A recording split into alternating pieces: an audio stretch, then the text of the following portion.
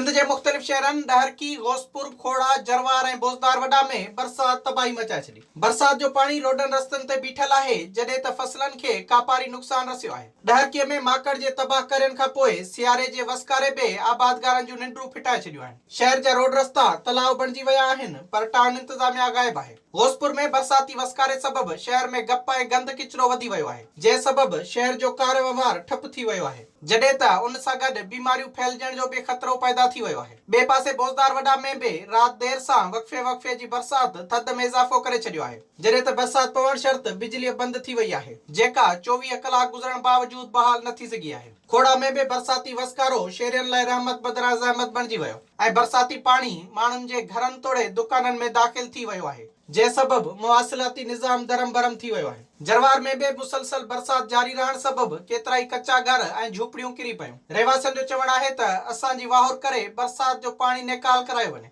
Visit कयो अवामी आवाज़ मीडिया ग्रुप की वेबसाइट awamiawaz.pk।